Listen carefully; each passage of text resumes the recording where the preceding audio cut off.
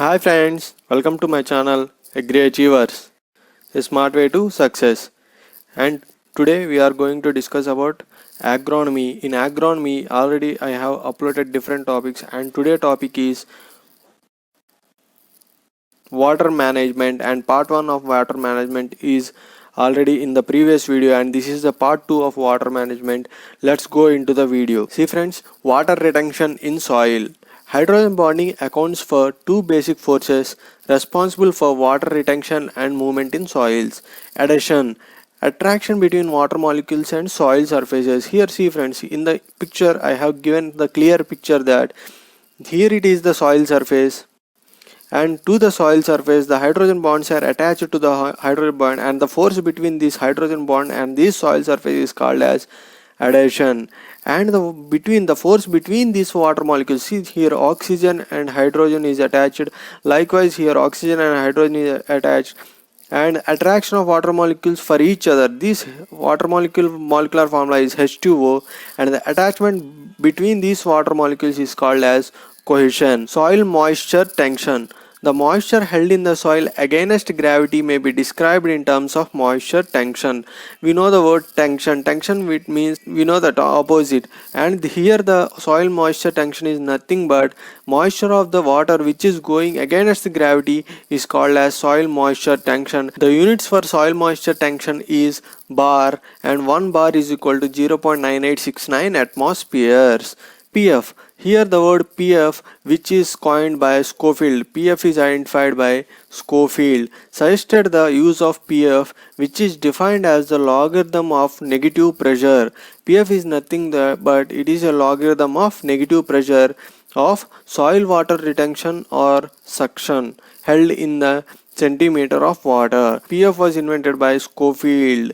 What is it? Logarithm of negative pressure. Water movements in soil. Infiltration. Infiltration is entry of fluid from one medium to other. In irrigation practices, it is the term applied to the process of water entry into the soil, generally by downward flow through all or parts of the soil surface is termed as infiltration. The infiltration rate of a soil may be easily measured using a simple device known as a double ring infiltrometer in situ. It is an instrument which is used for the measurement of infiltration. Here is the very important point. This instrument is very important point, and you have to know about infiltration means. What is infiltration means? It is the entry of the fluid from one medium to another. Right. And here is the soil type, and here steady state infiltration rate is given, and the units are millimeters per hour. You can't remember all these values. You have to know only one thing. Highest infiltration rate will be seen in the sandy soils, right, and lowest infiltration rate is seen in the clayey soils. And you have to remember highest in which soil and lowest in which type of soils. This is the highest and lowest, highest in the sandy soils and lowest in the clayey soils. Seepage.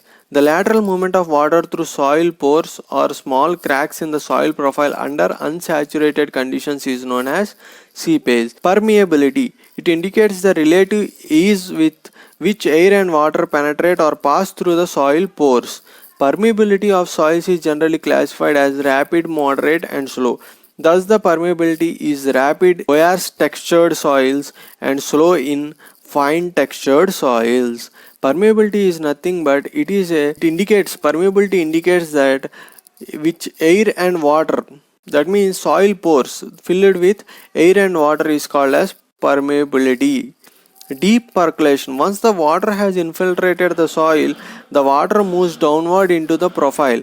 This post-filtration water movement downward within the soil profile under the influence of both gravity and hydrostatic pressure is termed as deep percolation. Sandy soils facilitate greater percolation when compared to clay soils due to dominance of macropores. In sandy soils there are more macropores, and there is a more chances of percolation, that is movement of water downwards. Hydraulic conductivity. The hydraulic conductivity of a soil is a measure of the soil's ability to transmit water when submitted to a hydraulic gradient. Hydraulic conductivity is defined by Darcy's law. Which law defines the hydraulic conductivity is Darcy's law. Physical classification of water. It is a very important. So many questions arrive from this topic. So please go through this topic very deeply. The water held within the soil pores is referred to as soil moisture.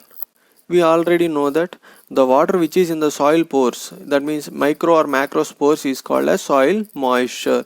Water may be divided into three categories. They are gravitational water, capillary water and hygroscopic water. Here in the image it is clearly seen that, see friends, hygroscopic water field capacity, right? Here hygroscopic water, capillary water and gravitational water. Here see friends, wilting point and field capacity and saturation. We discuss these points later, but you have to remember the values, very important values. Hygroscopic water is at 31 and the units are bars, right? And capillary water is at 15 and it is also for wilting point also 15 bars, and field capacity is at 0.33 bars. Here the available water is called as capillary water. So here the available water we have seen here, available water is a capillary water. Important question is that water available for the plants, which type of water is available for the plants is called as capillary water. And superfluous, here given the superfluous word, that means flows from the root zone, is called as gravitational water. The water which grows down from the root zone is called as gravitational water. And hygroscopic water is nothing but the water which comes from the top layer of the soil is called as hygroscopic water. And here the important thing is this numbers here, 31 bars, 15 bars and 0.33 bars is very important, and we discuss this later in detail. Here we see gravitational water. Water held between 0 to 0.33 bars, that is the water which is held between field capacity 0 to minus 33 kilopascals. Soil moisture tension free and in excess of field capacity, which moves rapidly down towards the water table under the influence of gravity, is termed as gravitational water. As I said earlier, the water which comes beyond the root zones, which flows beyond the root zone, that means here the point given down towards the water table, that means beyond the root zone, is called as gravitational water. Water removed from the soil profile through natural drainage is generally regarded as prerequisite for optimum plant growth and development. Capillary water, as in the previous image we said that available water is capillary water. As the name suggests, capillary water is held in the pores of capillary size, that is micropores, around the soil particles by adhesion, cohesion and surface tension phenomena. It is the available water which present in the pores of the soil. The soil particles having some pores. In that pores, this water is present with binding with that soil particles. When root penetrate into that soil particle, this water is available for the roots of the plants. Hygroscopic water. The water held tightly in thin films of 4 to 5 millimicrons thickness on the surface of soil colloidal particles at 31 bars tension and above is termed as hygroscopic water. Plants cannot absorb such water because it is held very tenaciously by the soil particles. However, some microorganisms may utilize it. Here the hygroscopic water is nothing but, friends, here assume that it is a soil particle and the water around this soil particle. See here, this is the soil particle and in this soil particle the water is attached with this soil particle is called as hygroscopic water. And here what is meant by capillary water means this is soil particles and the pores between those soil particles the water is there, this is called as capillary water. Here hygroscopic water means attached with the soil particle and here the capillary water means water present in the pores. Soil moisture constants. The water contents expressed under certain standard conditions are commonly referred to as soil moisture constants. Right? Saturation capacity. Saturation capacity refers to the condition of soil at which all the macro and micro pores are filled with water and soil is at maximum water retention capacity. Saturation capacity is nothing but the macro and micro pores which are present in the soil are completely filled with the water is called as saturation capacity.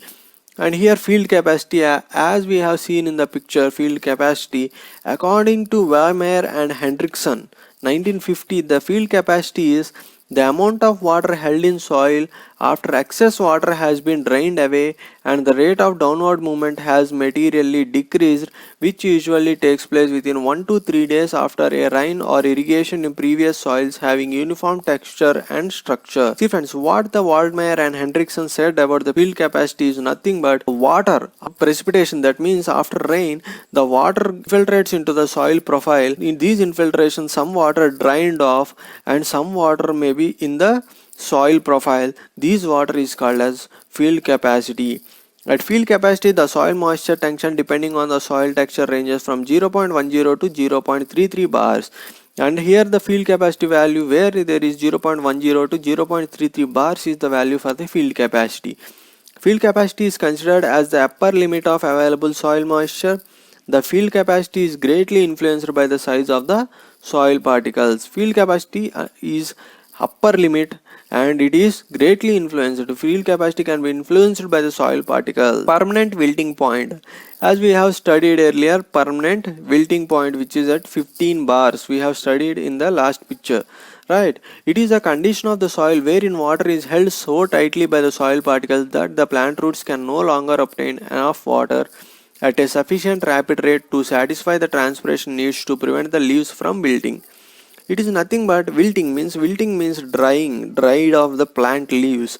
Why the plant leaves dried? Because these conditions the water will be tightly attached with the soil particles, hence the roots of the plant which cannot absorb those water, so the plant automatically dries up. That's why this permanent wilting point, the plant dries. That means it is an immediate indication of irrigation to the plant. And here the picture I have given, saturation is there. Here the saturation means draining of water from the soil profile. And here the field capacity is at 0.10 to 0.33 bars and permanent wilting point is at 15 bars. Here I have given in detail that soil moisture tensions at which field capacity. Here the question comes, soil moisture tension at which field capacity arrives is 0.10 to 0.33 bars and soil moisture tension at which permanent wilting point arrives is 15 bars. You have to remember this value is very important. Available soil moisture, the amount of soil moisture held between the two cardinal points, that is field capacity and permanent wilting point, as available soil moisture. See friends, available soil moisture means the soil moisture which is available for the plant is called as available soil moisture, and this available soil moisture is between the field capacity and permanent wilting point. As we have seen the earlier, soil moisture tension of field capacity is 0.10 to 0.33 bars, right? And 0.33 bars to 15 bars, there is a gap. In that gap, available soil moisture is there. We have given moisture holding properties of different soils. These soils can hold moisture availability more. Here we have to remember that clay soil has maximum and sandy soil has least saturation capacity. And likewise, clayey soils have highest field capacity and sandy soils have lowest field capacity. Clayey soils have highest permanent wilting point and sandy soils have lowest percentage of permanent wilting point. Right friends, likewise infiltration rate. See friends, here infiltration rate is less for clay soils and more for sandy soils. You have to remember only highest and lowest only. Remaining things are not useful to you. So you have to go through this table and remember highest and least soil textures. Hygroscopic coefficient. It is defined as the amount of water that the soil contains when it is in equilibrium with air at standard atmosphere, that is 98% relative humidity, and at room temperature. Here the question comes from the 98% humidity and at room temperature of standard soil atmosphere is called as dash. Here the answer is hygroscopic coefficient. Theories of soil water availability. There are many theories. First theory was given by Waldmeyer and Hendrickson, who also given the field capacity, Ricketts and Wadley, and remaining theories are going on. This important thing is, what are the theories for hygroscopic coefficient? You have to give these two as in our option. Measurement of soil moisture. Measurement of soil moisture. The measurement of soil moisture is needed to determine when to irrigate and the amount of water needed when irrigating to evaluate evapotranspiration and to monitor soil matrix potential. Soil moisture measurement methods. Here in direct methods you have to see gravimetric method, volumetric method, spirit burning method and infrared balance method. Here the question given, which are the following are the direct methods of soil moisture measurement?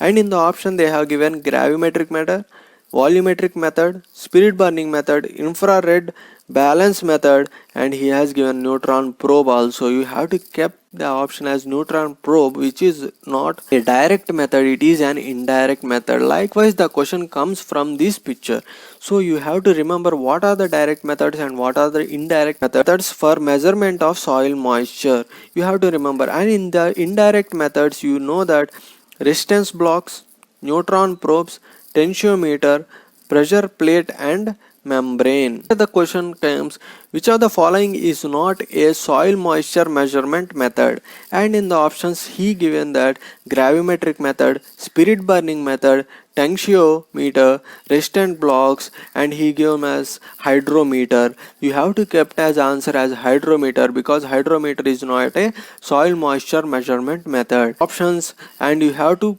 be particular with what are the direct methods and indirect methods.